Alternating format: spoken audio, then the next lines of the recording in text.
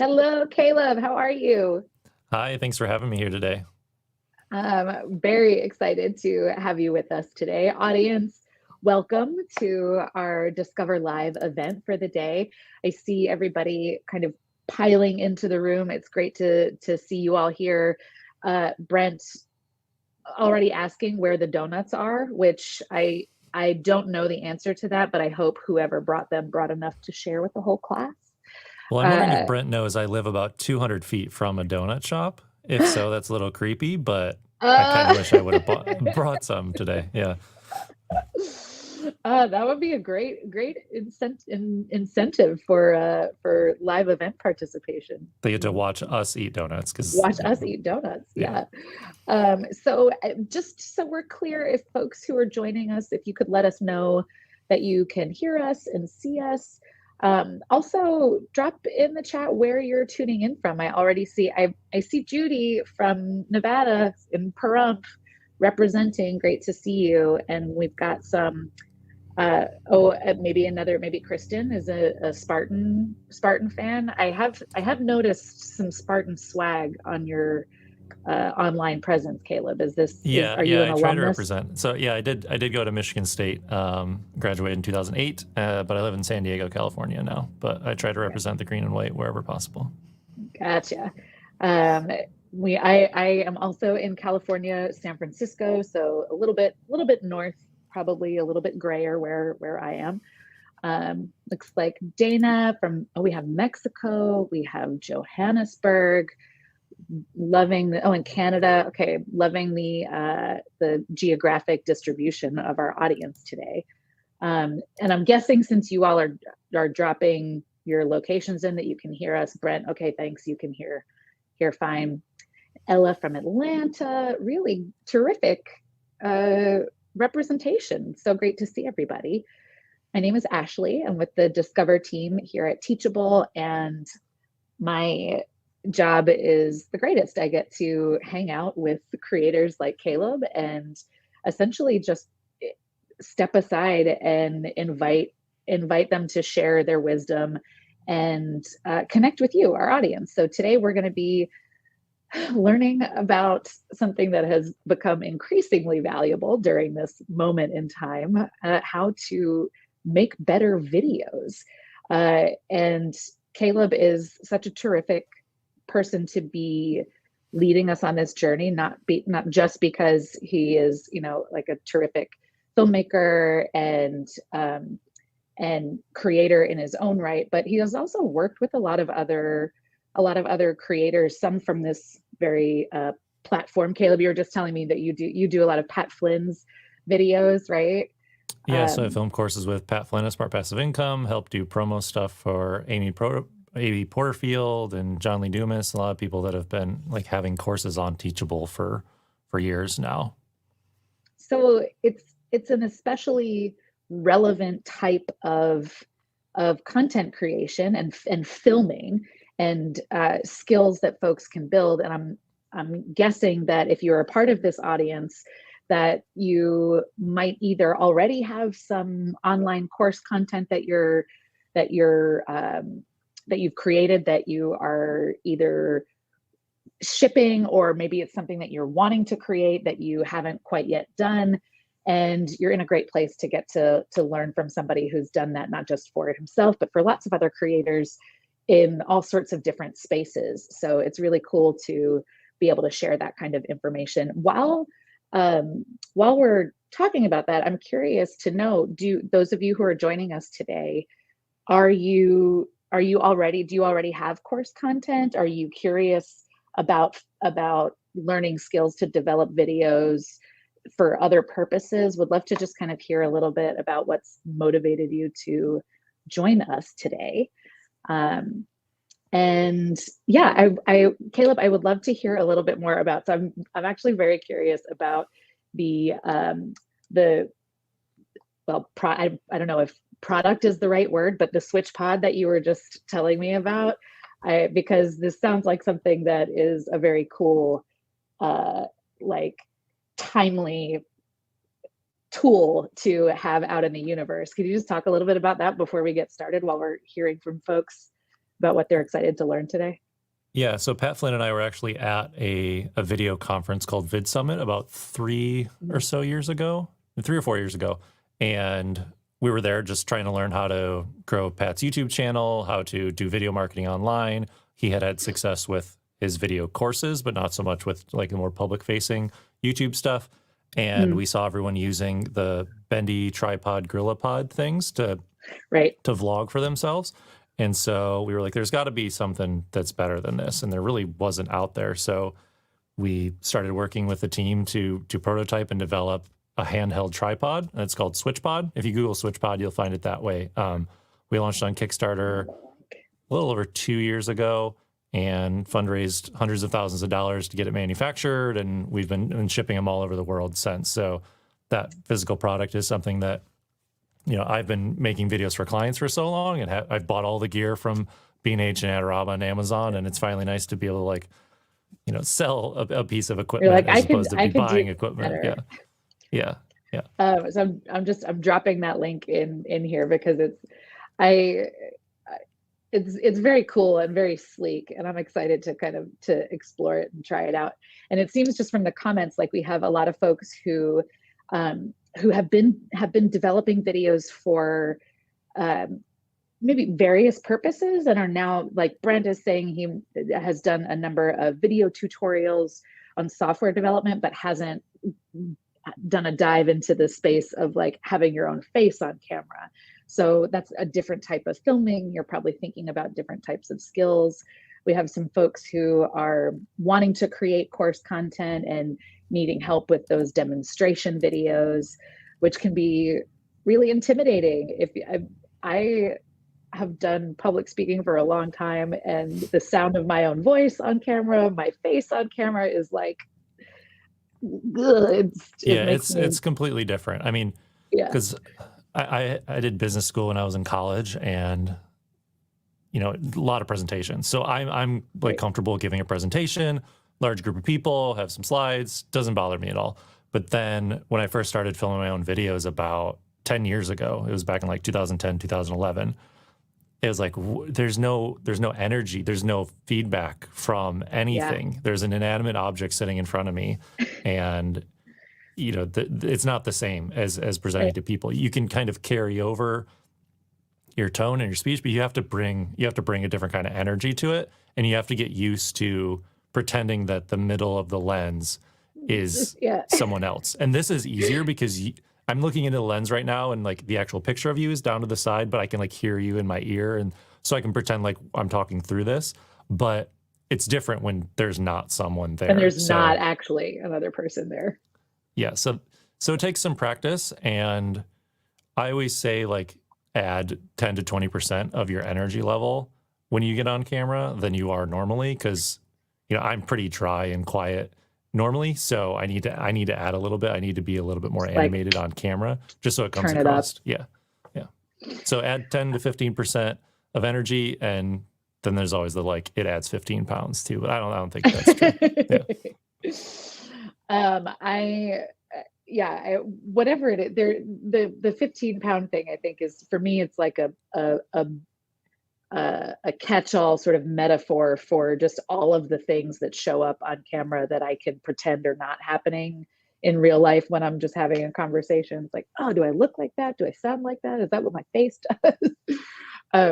But today we're gonna dive into some of the elements of developing professional videos, of, you know, which once you start to kind of think about it as an art and a science, and there's some creative discipline to it, it helps just take some of that like that top layer of insecurity or anxiety out of the equation, because you can focus more on the craft of it, which I think is a really great way to just kind of transition yourself from, oh, it's intimidating, I know I need to do it for this course that I'm designing, but I really don't want to, into, okay, let me put this in the category of how I approach lots of other different things that I'm really good at, you know, and you start to kind of piece it apart that way. So without any further ado, I'll turn it over to you, Caleb, and would love to have you kind of guide us through what this process entails for you, and maybe as you're getting started, just share a little bit about how you kind of came from doing filmmaking as like a creative endeavor to really kind of honing in on this particular type of craft. And I just personally would love to hear some of that journey for you. Yeah, so I was working for a startup that was doing online education for entrepreneurs called Fizzle from 2011 to 2014. And a big part of that was we were building out an online course library. So I really kind of cut my teeth on filming my own courses for that and editing courses from the other instructors, my business partners. And then when I went full-time to do a video production company in 2014, I saw a lot of my friends, a lot of the entrepreneurs, a lot of people I'm meeting at conferences. One thing they really needed was these big online course projects to be filmed, because they could film one-off videos here and there on their own, but it was just daunting to take a topic and break it all down and figure out how to film it, and not to mention all the other stuff that comes with a course of the planning, the launch, and executing on it. So I really niched down into filming online courses, and that's most of what my client work has been for the past 5 years.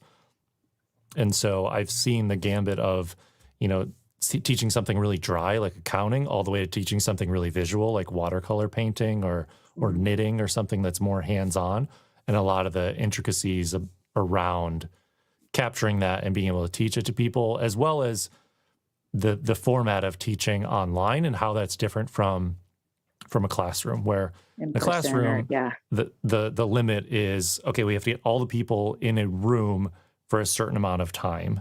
And so that dictates, okay, we're going to meet twice a week for this long.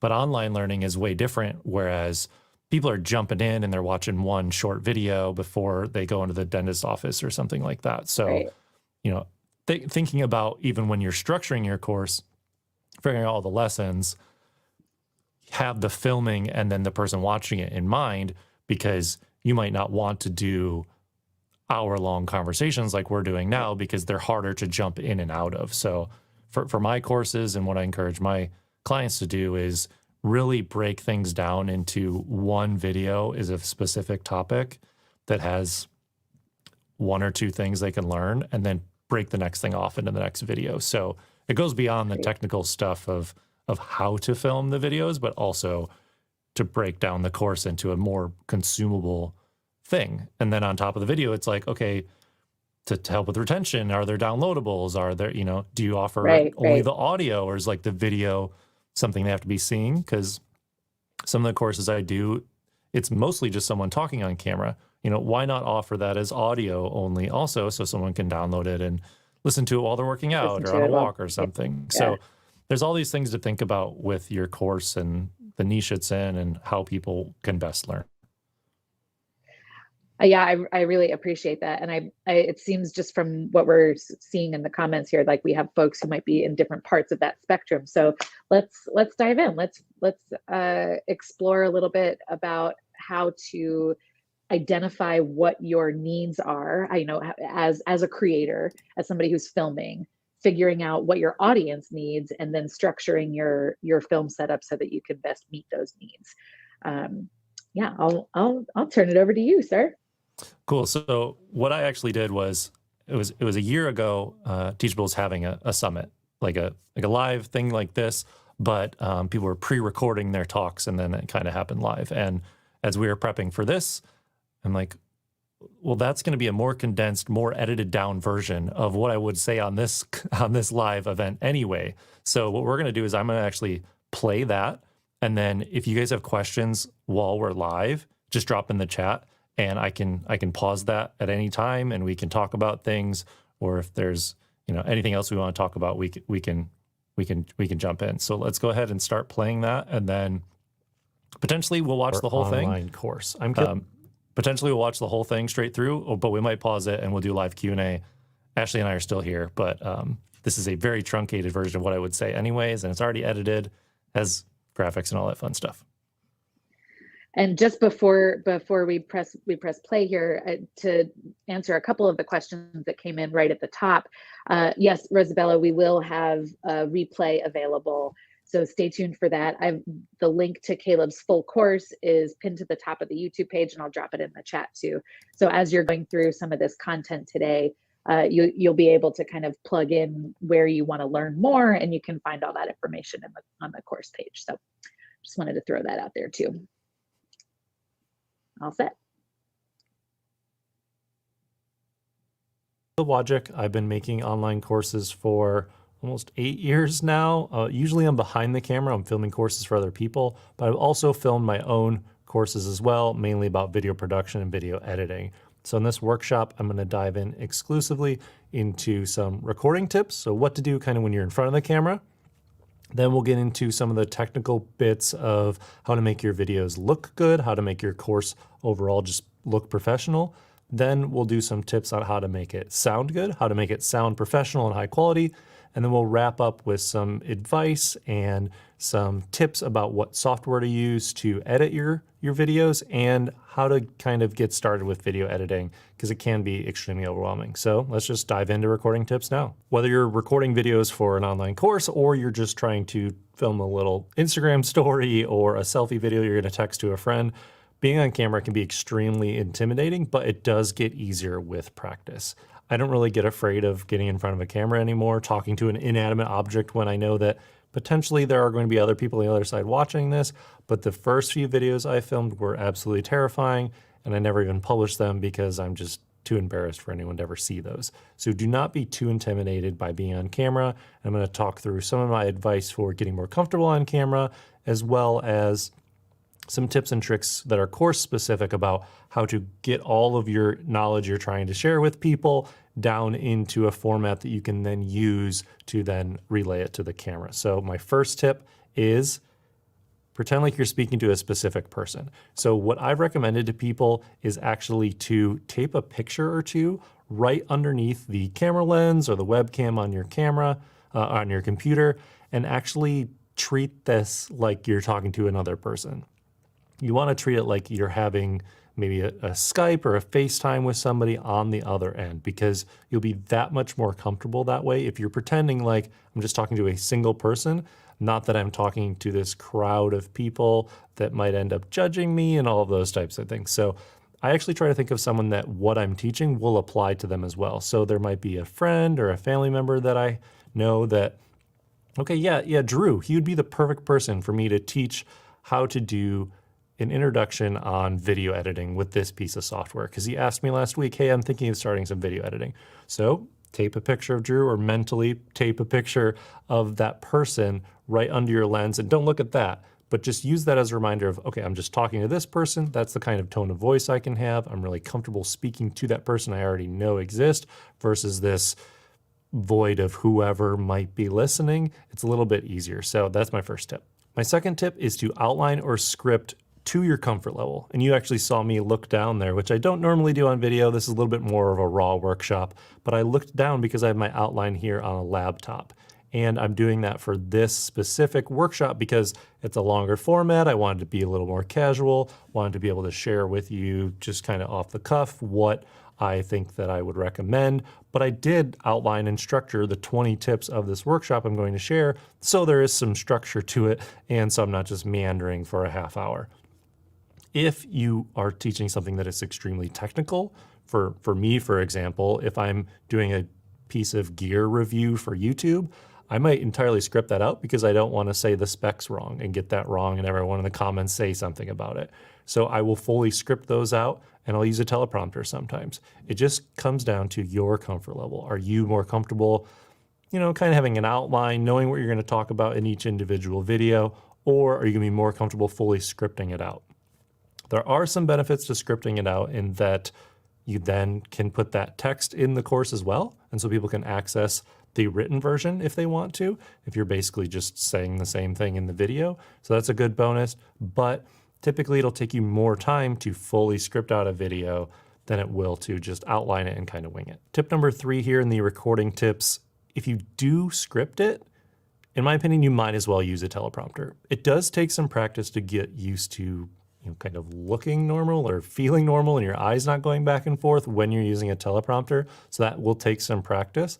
But if you've gone through the trouble to fully script out your course already, you might as well use a teleprompter and read it. It doesn't have to be verbatim. You're not going to have to read it word for word as it's kind of scrolling. You might go off script a little bit and have to pause it and kind of get back on script and stuff like that. But if you've already gone through the trouble, it doesn't hurt to just have a teleprompter. Now, they can be expensive if you're going to buy a teleprompter or rent a teleprompter, like a more professional style one. But luckily, you can use something like your phone or a tablet. Something like an iPhone or an iPad is a perfect thing to use as a teleprompter. There are some good teleprompter apps. I actually use one called PowerPrompter that I use with my computer, then connects to my iPad. But there are other ones out there as well. And the accessory that I would recommend that you check out is called the Padcaster Parrot. It kind of attaches to the lens part of your camera. If you're using a camera or if you're using a webcam, you can kind of fit your webcam behind it. It's just a single piece of glass that reflects your phone or tablet, enables you to read it like a teleprompter. So if you are going to be the kind of person that fully scripts out a video and wants to use a teleprompter, that would be an entry level, kind of budget way to use one. Tip number 4 is to be yourself plus a little bit. My wife always says like plus 10% when she has to be on camera because, see, I say this a lot. This is something that I already talked about, but yeah, plus 10%. If you're like me, you're introverted, you're quiet, you're calm, you don't necessarily want the exact version of you to be recorded because it will come across as lower energy than you normally are because you don't have a ability to riff off of somebody, to banter at all.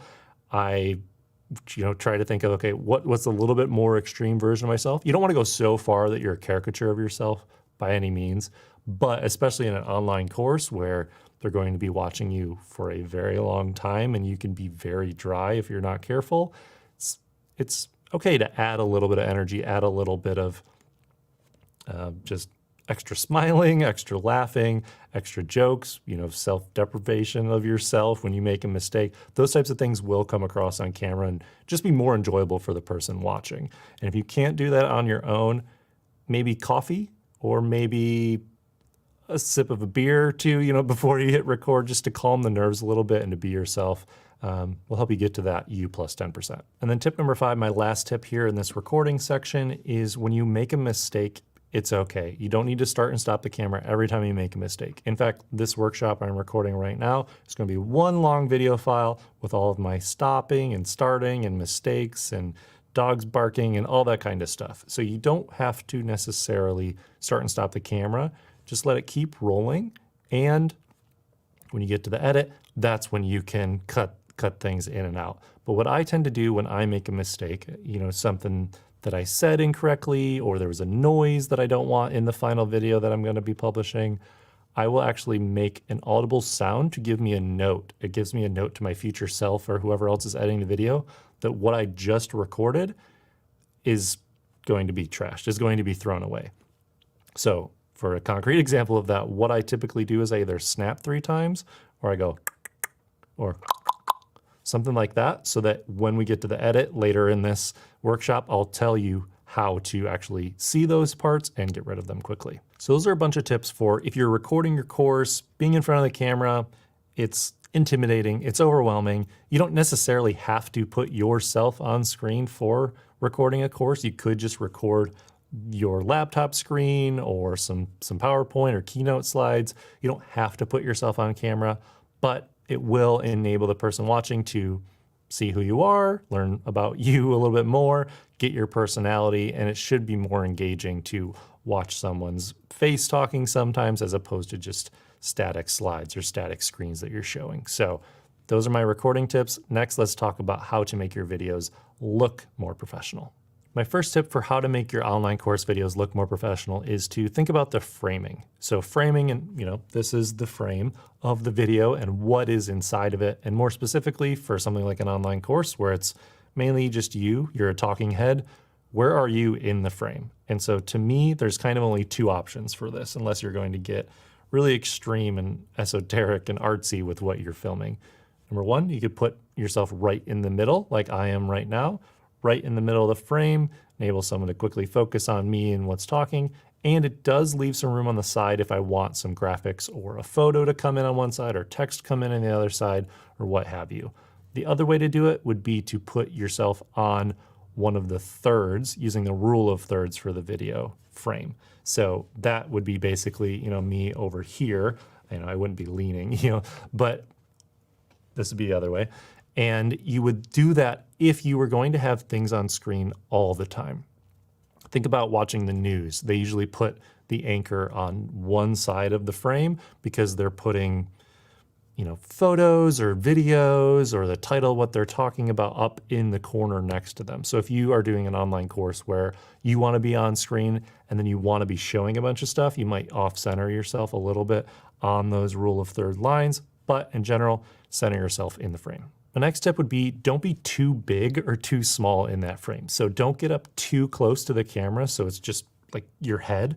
And also don't get so far away that maybe you can see your whole body, unless it makes sense to do so. You know, if you're teaching something like ballroom dance and it makes sense because you need to see from head to toe, ignore this rule. But in general, you want to be in kind of this distance away from the camera and this kind of amount of you showing. You know, it depends on what it is you're teaching, but this is a generally good size of someone to be in the frame of the shot. Number three, look directly into the lens. I know that there have probably been videos you've watched where someone's doing it like more like an interview. So it seems like now I'm talking to somebody that's sitting over here instead of the person that is taking my course or you that's watching this video. That to me is extremely distracting. Now, if it truly is an interview, you're interviewing somebody else and you're sitting in the room and they are on camera and you're having a conversation, that's fine. But to teach a course and you're trying to teach to somebody, it would be the equivalent of standing up in front of a classroom or in front of an entire auditorium of people and looking at the wall. Like, you wouldn't do that. You would pick out individual people and look at them, but when you're filming on camera, there's one person, it's the camera, that's who you're talking to. Number four, keep your lighting simple and natural. A lot of times you can overdo it with lights. You can buy new lights and you try to make something look all cinematic, or you turn them all on and point them at yourself and it just doesn't look good. For an online course, you want it to look really good. And sometimes that can mean actually just using a window. Pick a day to film where it's not partially cloudy. So it's either fully overcast all day or it's fully sunny all day. Set yourself in front of a window, use the sun, use the natural light, and have some, you know, some good professional looking lighting that way. For this setup, I have 3 lights right now. Actually, there's 4. I have this one back here. This is just, you know, a practical lamp next to my couch. I have this other lamp here, and then I have a hair light up here that is kind of mimicking what this one would be doing to give me this shine on my face. But I really just have one main light lighting me. The rest are kind of lighting the scene or accent lights. So think about how you can light your scene in a simple way, maybe just one good light source, one window, and then just let the rest kind of be natural. There are a lot of different lighting options out there on the market. I would tend to avoid things like ring lights or really cheap LED lights. Really, you're better off using a window if you're only gonna spend $50 to $100 on a light most of the time. You can get better lights as you're willing to spend a little bit more, but lights are always changing and updating, so I keep a constantly updated list of the gear and equipment that I recommend on my website. You can go to makebettervideos.com/gear. That'll take you to an overview page of all the different types of gear and equipment I recommend. If you want to go directly to the lighting page, just go to makebettervideos.com/lighting. It'll take you right there and it'll recommend what lights I would recommend you invest in if you're willing to spend some money. The 5th tip I have for making your videos look more professional is to design your space based on your topic or maybe your brand. So for me, most of the things I'm filming are gear and equipment and photo and video related. And so I have more of a dark and moodier look to my videos, which means I turn the overhead lights off in this garage studio I'm filming in, kind of set the mood. It's usually darker, equipment and gear and stuff. So that's kind of my brand, and that's okay.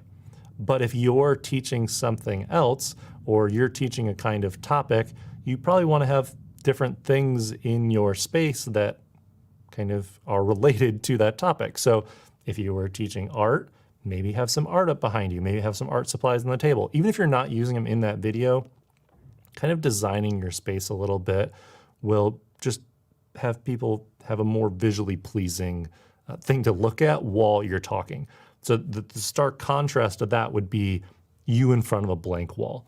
You don't necessarily want that, but you also don't want your image to be too distracting, you having too much stuff going on in your frame.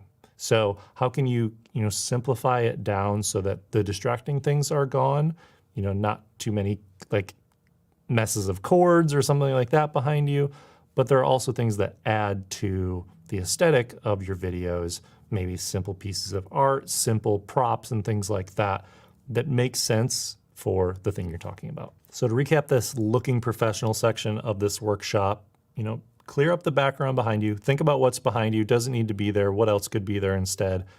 Be a good distance from the camera so you have some solid framing, put yourself in the middle, look directly in the lens, and worry about lighting. Worry about how you're being lit and that it looks pleasing, because people are gonna be looking at you. Next, let's talk about sound. This is something that I think is completely underrated when it comes to video. Everyone worries about the visuals, like what can you see, what kind of camera am I using, what kind of lens, what kind of lights, those types of things.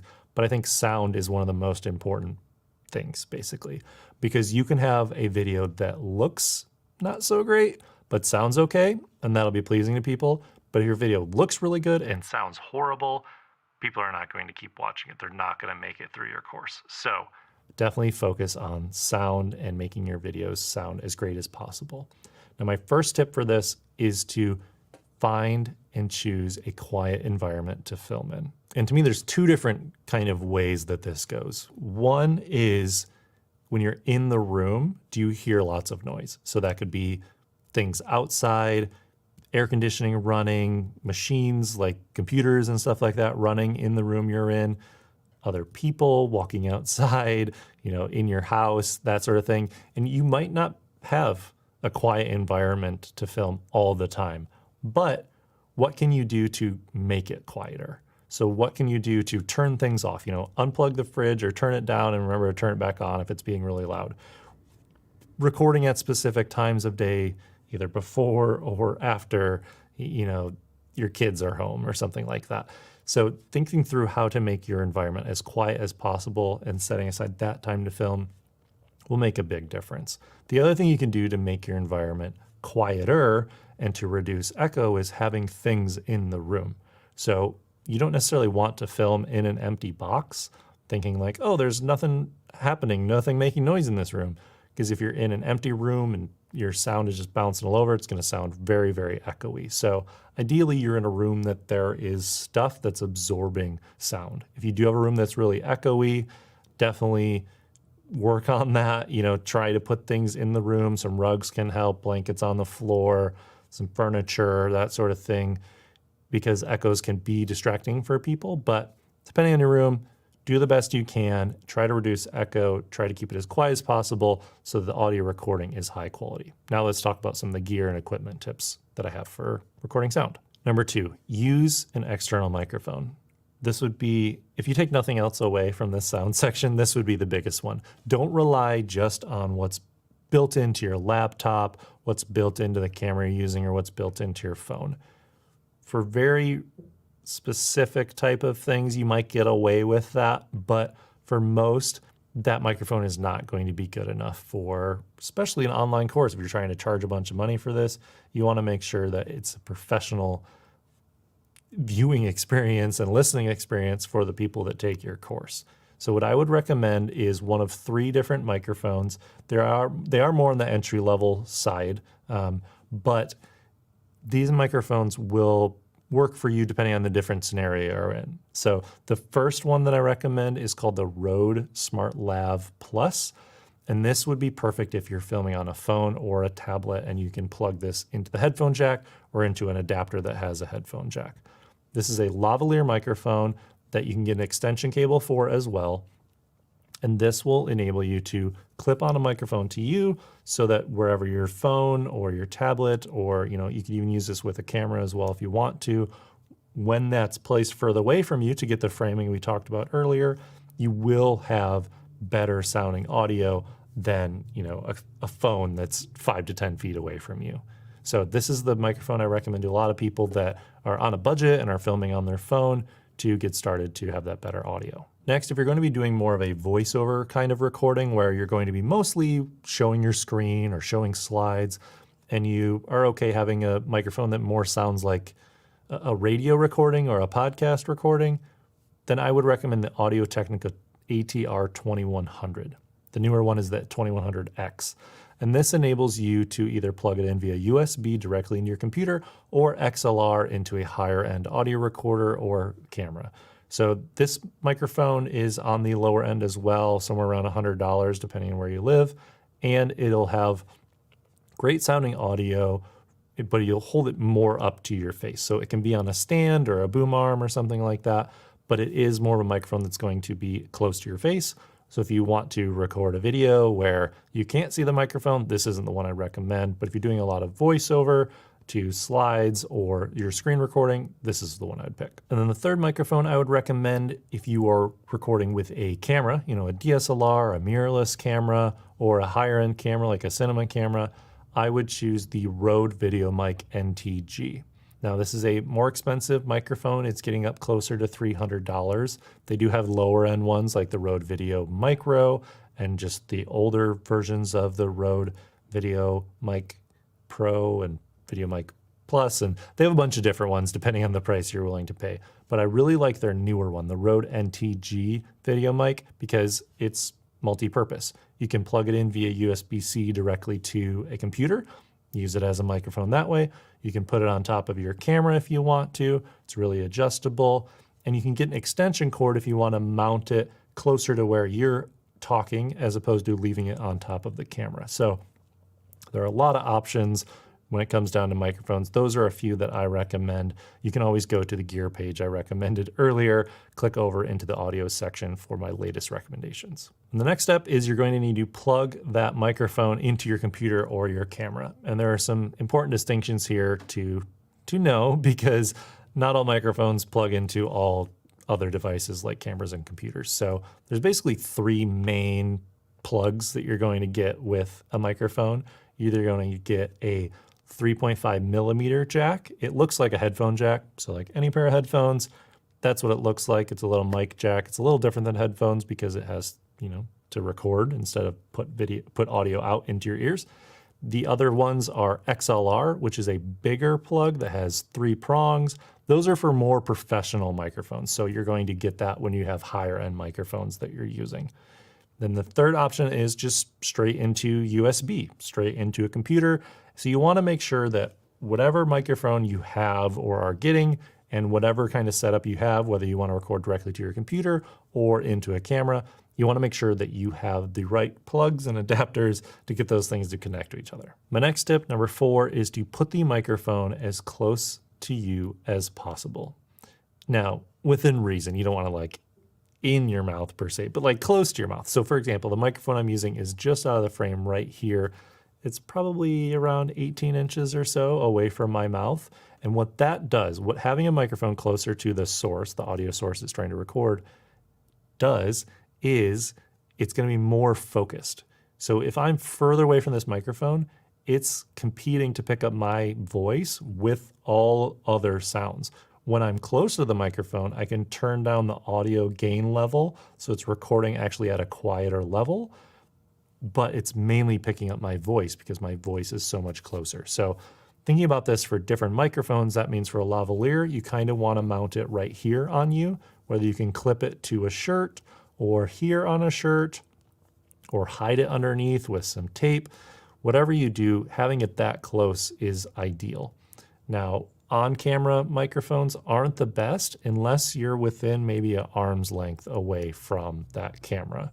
And then other types of microphones like podcasting microphones, radio style microphones, those can be right up close to you. And it's helpful to also monitor yourself if you are on camera as well. So right now I'm on camera, so I'm not going to listen to myself talk, but if it was just a voiceover, I might have headphones on listening to what it sounds like, so I know when I move away how that impacts how my voice sounds. Tip number 5 when it comes to audio, definitely record some audio tests and do them in different environments or with different setups at different volume levels, all that kind of stuff. So when I get a new microphone or a new recorder, or I'm going into a new environment, or I'm about to record something really long and I'm like, can I actually hear that plane outside or those cars going by? I just record a test. I will have everyone stay silent. I'll hit record, capture like the ambient level of sound, then have my subject talk directly into the microphone where they're going to be standing, and I'll do a test, and I'll actually go and then listen and be like, okay, we're actually good. Like, you can't really hear the cars outside that bad. Or actually, we can really hear those cars. Can we close that window more or cover it with a blanket or what have you to just make the sound be better? So get all the microphone stuff set up, get it all plugged in, get into a quiet room, and then do some tests. Because what you don't want to do is to record for a half hour or an hour or all day and then realize that your audio is screwed up. It's very helpful to record those tests, make sure that you incorporate some of the tips I mentioned here, and record some good audio. Next, let's talk software, specifically video editing software, some tips on what I would recommend you use for online course editing, as well as some, kind of tactics to help you save time or to be less overwhelmed. Because video editing is something I feel like a lot of people get overwhelmed by, just opening the program and not knowing what everything does or where to even go. But I try to equate video editing to just kind of like getting dinner ready. The recording part is you figured out, okay, I want to have this for dinner. I want to have lasagna. So I'm going to go to the store. I'm going to buy the noodles. I'm going to buy cheese. I'm going to buy tomato sauce, maybe some ground beef, some oregano. I haven't made lasagna in a while. I don't think I've ever made lasagna. Anyway, so the recording part is like shopping, going to the store, getting the ingredients, and you bring it in. And then the video editing is like what you do in the kitchen. And then the end would be, eating the meal is like someone watching the video. So if the middle is in the kitchen, the main thing you're doing is you basically have one of 4 steps. 1, you import, you're bringing the groceries, the ingredients into the kitchen. 2, you're chopping them up. Just like vegetables, video editing is you taking these large video files and audio files, chopping them up to just the best parts. So you think about, I don't know, the ends of a carrot or corn or something like that. Like you chop off the ends and you just want the good part. You just want to eat the good part. Then you're going to kind of enhance it. And so in cooking, that would be, doing the actual baking, doing the ingredient mixing and the timing and the measurements and all that kind of stuff. For video, that would more mean, you might adjust the color on your video a little bit. You might bring in some music. You might increase the volume a little bit because you recorded it a little low. Maybe adding some photos into different parts that you're saying things, or adding the slides over top of you talking. That's like the enhancement part. Then the exporting would be the last stage of editing, and that's kind of like putting your food from the dish that you cooked it in onto the plate, and then the exporting is like kind of putting it on the dinner table for people to eat.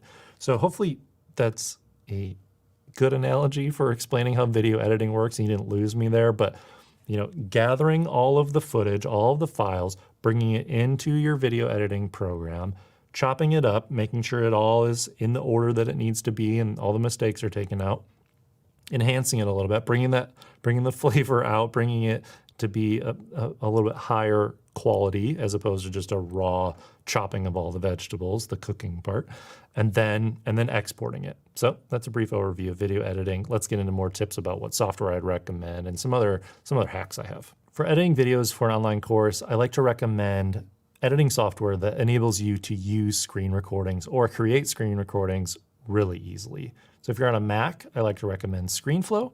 If you are on a Windows computer, I like to recommend Camtasia. Camtasia, I believe, is also on Mac, but I just like ScreenFlow better on the Mac.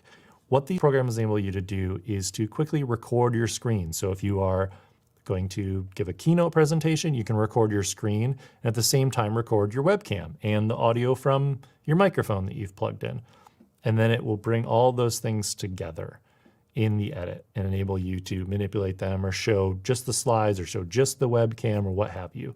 If you're not using basically a video editing program that enables you to do this, you kind of have to record that stuff separately, make sure it's recorded all right, and bring it in. And if you're not doing a lot of screen recordings for Keynote or PowerPoint slides, or demoing what you're doing on the web or with a software program, you can use maybe a different one. You could use iMovie for free on the Mac.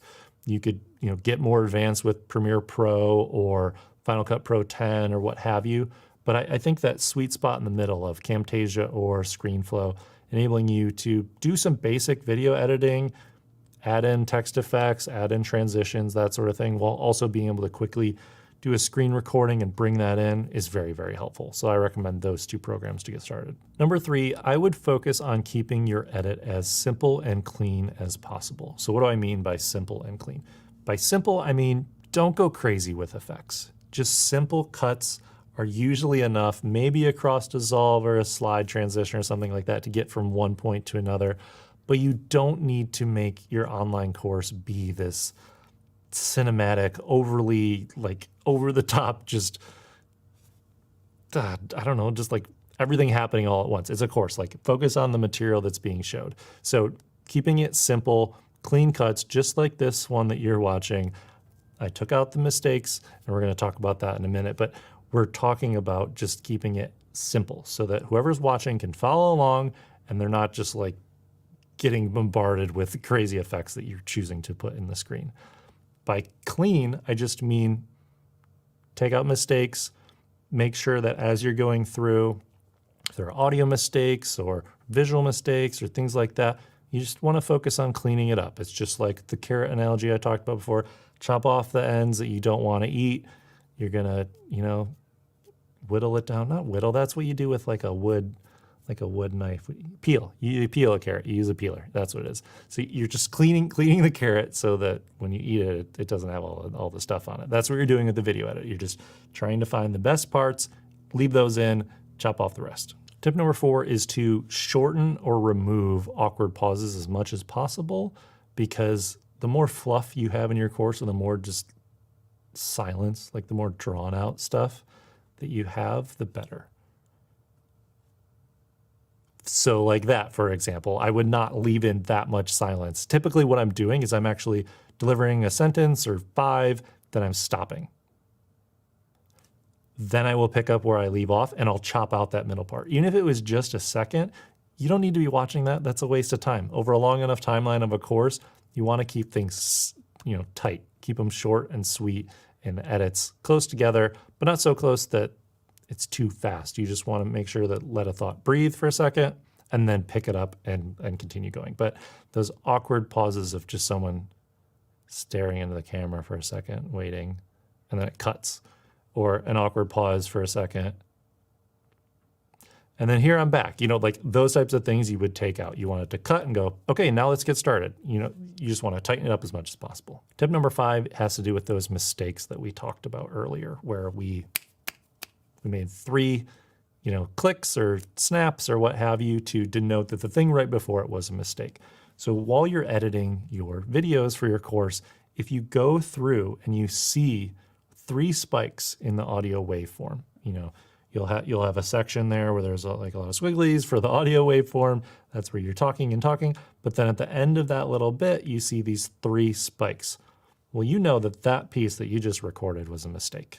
You can take that part out. You can chop both ends off, click on it, delete it. You don't need to watch it because you know that you messed up when you were talking. You said the wrong word, or you got off the train of thought, or there was some noise that happened. You made those 3 snaps. You see those in the waveform.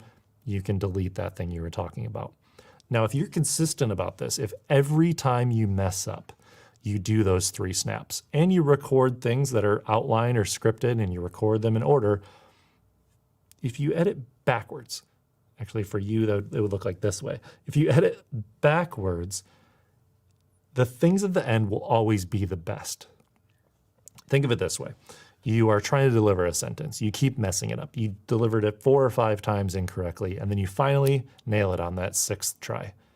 You will have recorded all 6 of those tries. If you edit forwards in the same way that you spoke that part of the sentence you were trying to do, you will watch you messing up 4 or 5 times.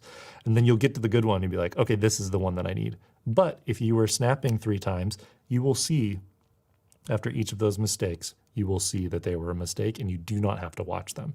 So when you get good at this, you get pretty quick at, okay, I messed up like 3 or 4 times, take all that, get rid of it.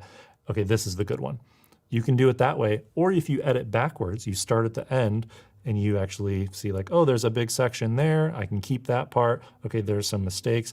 And if you could go through without watching any of your video and get it down to most of the good takes. You know, there might be some times where you forgot to snap 3 times, or there might be times where you tried something again, even though it was good. And so you might have 2 versions of that, but I don't know. That's my time-saving tip. Picked it up from Chase Reeves, who I used to work with over at Fizzle, and been doing it ever since. So I try to, every time I mess up, you know, clap 3 times, snap 3 times, whatever it is, let yourself know that what was just recorded, you don't need anymore.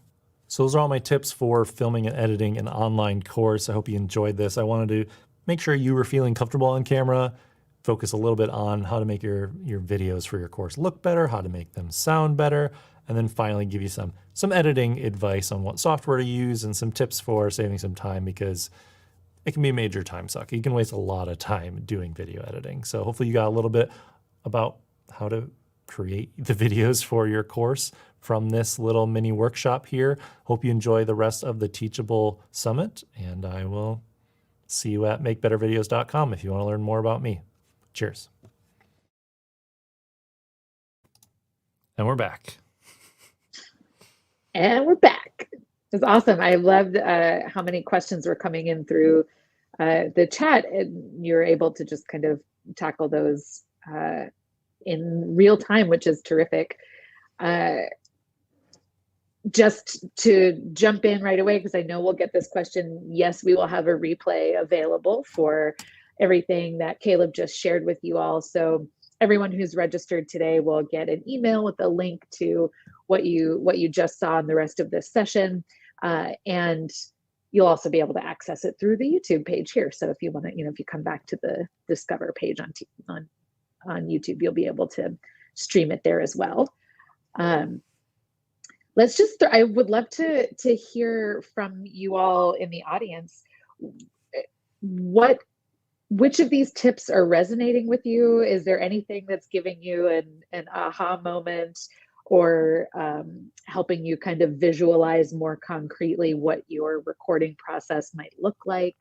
And of course, feel free to throw in any questions that you have for Caleb. We've got a few minutes left to answer those. I love this. Oh, go Sorry, ahead. I was just going to show, Alana had asked earlier what a shotgun microphone is, and without messing up my audio here, I have one. So it's called a shotgun microphone because it's picking up the audio in the direction it's pointed, kind of like how a shotgun has a bit of a spread.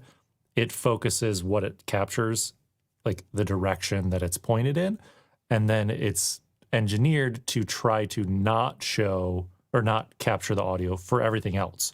So if I was wearing headphones and this was plugged into an audio recorder, if I pointed it to my voice, it'd be loud. If I pointed away, it should be much quieter. So this is what a shotgun microphone is. Now you can either put this on top of a camera, and if you're pretty close to the camera, kind of within arm's distance, it should be good enough, but it's not going to work if it's really far away. Microphones are always going to sound better and pick up less room noise if they are closer to the thing that's making the sound. So what I tend to do with these is I mount them just outside the frame. So usually like right above the shot, just like that, just so it's not in the shot, and it's probably a foot to a foot and a half away from the person talking. And I have different stands and different ways to kind of attach the microphone to things listed on my website on the gear page there. There's a Manfrotto 420B combo boom stand that I have used for like 10 years. It just kind of goes up and over the talent and then holds my microphone and points it right like past where their mouth is. So that's kind of what a shotgun microphone is, and why I use those is they typically just sound better than lavaliers, which are the ones that are kind of clipped to you and they're really small. I mean, the quality you can get out of a bigger microphone with more electronics in it is just better than the tiny little ones. So, but the lavaliers are great too, and I use those a lot if my talent is moving around. Yeah. And you know, they're not going to be stationary like we are on this presentation. Then I'll use a lavalier. Makes sense. There are also a couple of questions coming in related to editing together multiple angles. Well, definitely some love for the 3 quick noises to help yourself better edit more effectively. I love the editing backwards advice, because that's the number of times that I will stop myself and like take a deep breath, start over again, but then have to sit through all of that misery. I love the editing backwards. We do have a couple of folks who are asking about filming from multiple angles. So, like you might see in a cooking show, or for Judy who's doing watercolor. Do you have any tips or advice for how to maybe stitch together or edit content with multiple angles? I mean, the biggest thing is to make sure they're all synced together, because you want them to be perfectly synced together. So the main thing is making sure that all those angles are recording audio, and then at the beginning and ideally at the end, after you've finished everything. So hit record on everything, all the different cameras, your audio device, everything, hit record. So it's all going. Then do a big clap, and then do all your recording and, your teaching, and then do a big clap at the end, and then hit stop on everything. And so when I'm recording with multiple angles, or even just a camera and an audio device, I always try to do that. Sometimes I'll use like an actual clapper, like a movie clapper with like the name of the video, the number of the video is, like all the information. Like that's what those things are for, is because cameras used to not record sound at all. And a lot of high-end ones don't, still in Hollywood and stuff. So that's what that thing is for syncing it all. So when you have multiple camera angles, that's the biggest thing, is have some audio and video cues that you can use to sync them together. Then depending on what software you're using, you would line up all the video files on top of each other and be able to see the audio waveforms for all of those individual cameras. And you'll see that big spike towards the beginning of all of the video clips. And the other thing is just to not start and stop a lot. The more you start and stop, the more you're going to have to try to sync everything together, and you're clapping and you're doing all that stuff. So it's better just to hit start on everything, record for a long time, have it all synced up, and then in the editing, you do all the chopping up of everything. Yeah, that makes a lot of sense. I think especially for folks who are maybe newer to, I might just be projecting here, but if you're newer to filming yourself, my tendency is to, the second I mess up, I want to stop and I want to start all over again. Yeah. But I appreciate what you're saying about you're actually empowering yourself to do better editing and end up with better content if you don't stop, if you just take a deep breath, continue forward, or give yourself an audio cue, so that in the editing process, okay, I'm going to go to this sound when I'm on this file, and this sound when I'm on, the same sound when I'm on this other file. Right. That makes sense. We have a question here. I think her name is pronounced actually Tvizia, Tzivia. I'm sorry. Maybe you can phonetically spell it out for us. She says, I love the idea of doing this where it's a pre-recorded lesson with a live chat. My biggest question is how to do that within a Teachable course. And I think you'd probably have to do it this way, where you have some sort of live streaming system, like we're using StreamYard right now, and that is talking to YouTube. And so the video is going live to YouTube, and it enabled us to actually play that video clip that was on my computer to all of you. And then we're using the chat in YouTube. So you would have to do something like this, where you would embed this YouTube live with the YouTube live chat inside your Teachable school or course if you wanted to, or just make this private and only share the link with your students. Yeah, I think that's right. Also, Tzivia, you can talk to us about that. We love having live events with creators. So if you have a Teachable course and you're thinking about ways of kind of trying to experiment how you deliver your content, you can reach out to us and let us know. I saw another question here. Where did it go? Oh, actually, and I might need you to clarify this. East Okay. End Doula Care,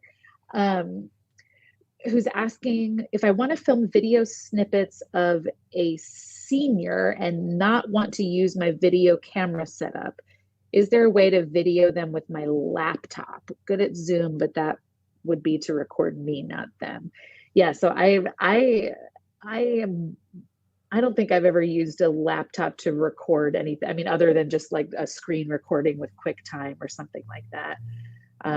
But I'm not sure if I don't know, Caleb, are there other, I mean, I guess there are. I mean, you could use the webcam built into your computer, and then if it's a Mac, you could open QuickTime, or if it's a Windows computer, you might be able to open another app that lets you capture directly from your webcam to record.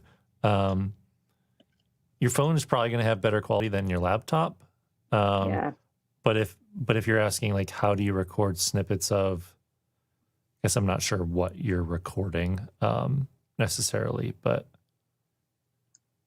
yeah, I'm not sure without some more context, maybe explaining what you're doing. There's a question here about where is it? It was about filming. I need to know how to film painting on my desk if I use an iPhone. So the main thing would be figuring out a way to mount your phone above you. And there's kind of two ways you could do this. You could do a stand that sits on the ground, or you could do a stand that sits on, or like clamps onto the table that you're painting on.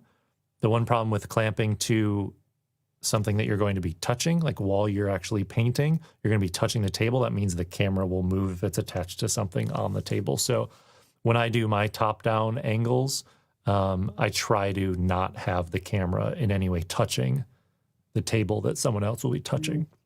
So I use a separate stand, and that Manfrotto 420B stand is what I use. It's just under $200, but it's heavy duty. It has a sandbag on one end, and you could attach your phone to that. If you want a more budget option, I'll drop something in the chat here that just basically like clamps to your desk, and you can mount your phone, right, kind of top down. Yeah, I have a version of that, but I do. Yeah, I think your phone camera quality is really actually quite good. I mean, the other hosts and producers for Discover, and like we will use that often rather than our laptops for events like these, because the quality just looks better. But I really appreciate that advice that you're offering, Caleb, of if you're recording something, as a demo to what you're doing, which a lot of folks on Teachable do that, whether it's, baking cookies, or like Judy doing watercolors, or anything that requires a kind of,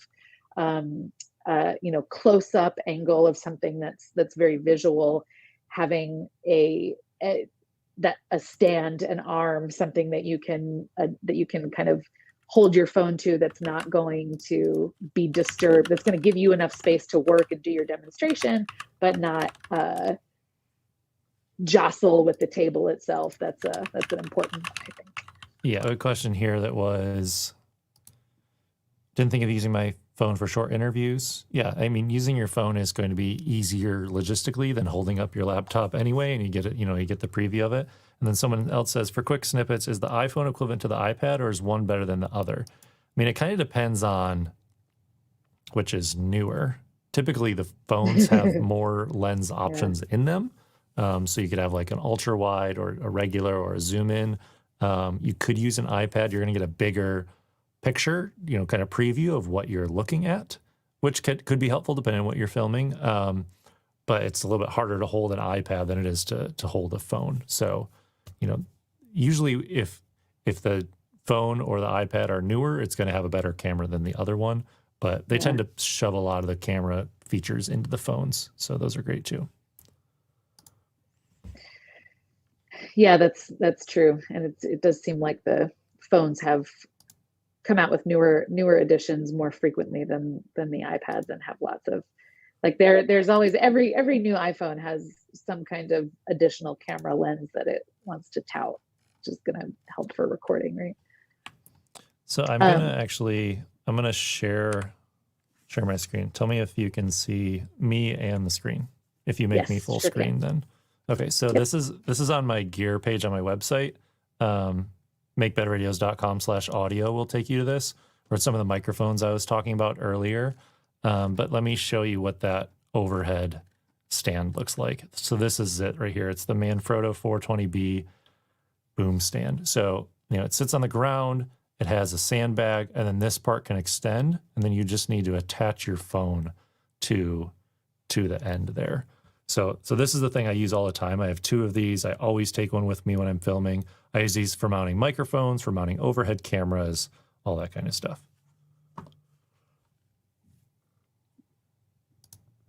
Very cool. Well, we are about out of time here, friends. I got a little wrapped up in those questions. Thank you so much, Caleb, for sharing all of this wisdom.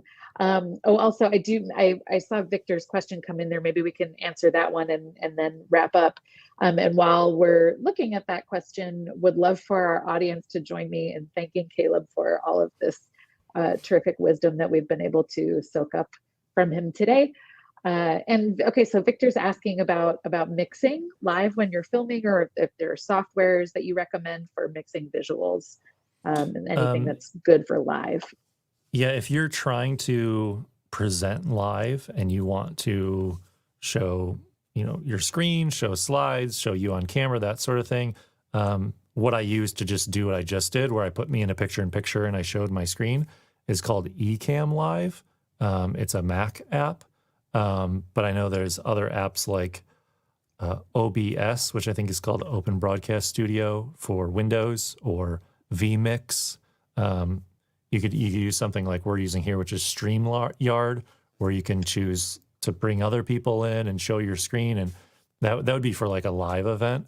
But most of the stuff that I'm doing, I pre-record the talking part, and I end up adding graphics and images and stuff later. Very cool. Yeah, I appreciate the flexibility that comes with that, and your kind of ability to curate a little bit more intentionally what the end product ends up looking like. So lots of love coming in through the chat here, and folks identifying like very specific things that they're excited to go and try already. I saw a handful of folks saying, "Oh, I feel like I can make a tighter presentation now." Somebody back here, and now I've lost the comment, but somebody said, "Oh, I'm a lot less nervous or anxious about this than I was," which is exactly what we're hoping for. So thank you, Caleb, for making this very potentially intimidating and friction-causing element of content creation feel a bit more accessible. We appreciate all that you have that you've shared, and I dropped the link to Caleb's course. There we kind of scratched the surface today, but there's so much more that you can learn, and more concrete ways of testing what might be right for you. Definitely check that out in Caleb's course. And thank you all, audience, so much for joining us. And actually, Caleb, I think you have like a special deal on the course right now for just the folks in this session, right? Yeah, if you jump over to the link and check out the Discover kind of discount on the course right now, you can get it at a deal. And let me know if you have any questions as you go through the course via email. There's a lot of technical stuff. There's a lot of like, what should I buy recommendations. And so I just know that kind of comes with selling a course about video to people. So if you get in the course and you're like, okay, I have this camera, like what lens is best, or this microphone is not working, like that's kind of the tech support that I end up doing with my family and stuff anyway. So I'm used to doing it, and I do it with my course students too. This is great. Very generous. Those of us who are not on the tech savvy end of the spectrum, we love the use in our family and friend circles. So my wife always says I could go work at the Geek Squad at Best Buy if I need a fallback. So yeah, that's and everyone needs to know at least one of those folks. So thank you for being in our orbit. Like Caleb mentioned, you'll get that discount automatically if you go, if you sign up. I was seeing some folks who were noting in the chat that they've already started the course, and they're really appreciative of what they're learning so far, which is great to see. So hope to see the rest of you there as well. Thank you so much for joining us today. We look forward to seeing you next time. Definitely check out the list of upcoming sessions that we have. Hopefully we'll have Caleb back, maybe do a round 2 of this adventure. So thanks to everyone. Hope you have a great rest of your day. And thank you, Caleb. You're welcome. Thanks for having me. All right. Take care, everyone. Bye.